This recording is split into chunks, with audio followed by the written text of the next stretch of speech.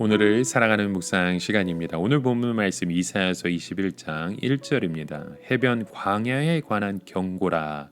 적병이 광야에서 두려운 땅에서 남방 회오리 바람같이 몰려왔도다.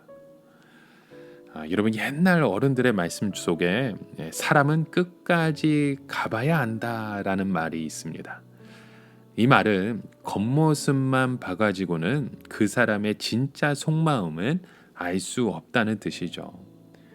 이 세상에는 처음이나 나중이나 한결같이 똑같은 사람이 있는가 하면 처음에는 그렇게 잘해줄 수 없는데 나중에는 완전히 딴 사람이 되어서 못되게 굴고 큰 피해를 입히는 경우도 있습니다.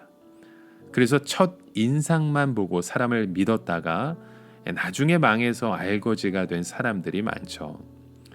만약 내가 참으로 좋은 사람으로 알고 믿었던 사람이 어느 날 아주 악한 짓을 하는 현장을 목격하게 된다면 그날 우리의 마음은 어떻게 될까요? 아마 너무 큰 충격을 받아서 혹시 내 눈이 잘못된 것은 아닐까 하는 생각을 할 것입니다. 충격 때문에 잠을 이루지 못할 수도 있죠. 그리고 다른 사람의 말하기도 두려워할 것입니다. 왜냐하면 아무도 내 말을 믿으려고 하지 않을 것이기 때문이죠.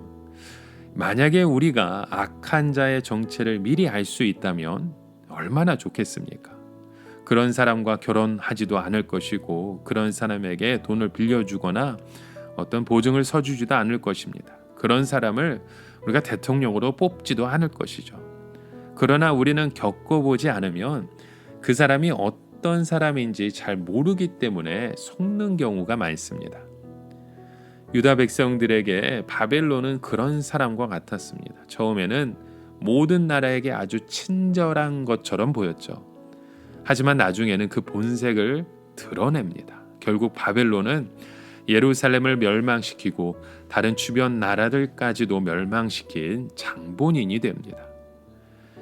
이사야 때만 해도 바벨론은 그렇게 큰 나라가 아니었습니다. 그 당시에 악의 세력은 여전히 아수르라는 나라였기 때문이죠.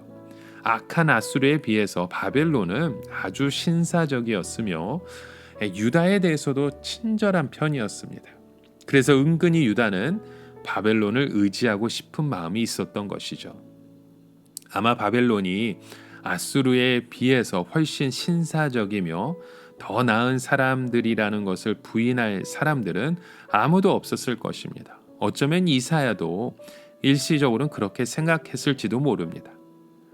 또한 바벨론은 아수르의 공격으로 많은 피해를 입으면서도 살아남았다는 점에서 유다와도 정서적으로 통하는 면이 있었죠. 그래서 초기에 바벨론은 유다에 대해서 우호적이었습니다. 이것은 히스기야 왕이 병들었다가 나았을 때 바벨론에서 사신을 보내어 축하해 준 것만을 봐도 알 수 있습니다.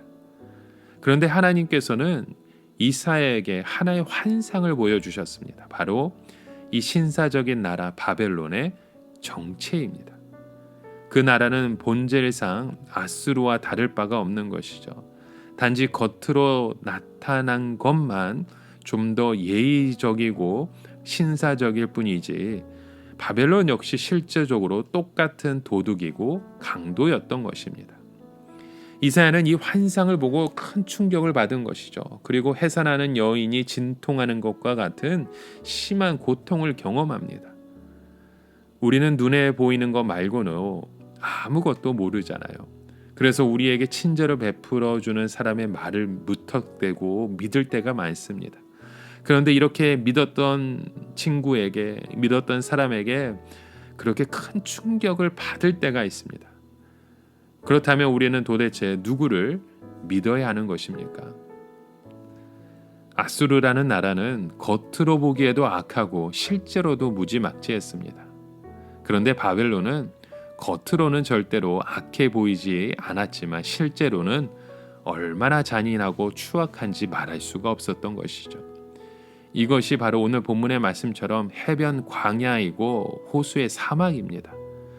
대개 이런 사람들은 악하면서도 머리가 좋죠. 사람들이 감당할 수 없을 만큼 강합니다. 그러니까 삼박자가 골고루 갖추어진 셈인 것이죠. 대개 힘이 센 사람은 좀 무식하고 악한 사람은 힘이 없을 때가 많습니다. 그런데 악한 데다 힘까지 있고 머리까지 뛰어나면 그런 사람은 온 세계를 자기의 손아귀로 집어넣으려고 하는 것이죠. 바벨론이 마치 그런 나라였습니다. 아수르가 무너졌을 때 유다는 더 이상 멸망을 걱정하지 않아도 될 것이라 생각했잖아요. 또한 바벨론은 그런 친절을 보였습니다. 그래서 유다 사람들은 긴장을 풀었고 바벨론에 대해서 별로 경계하지 않았던 것 같습니다.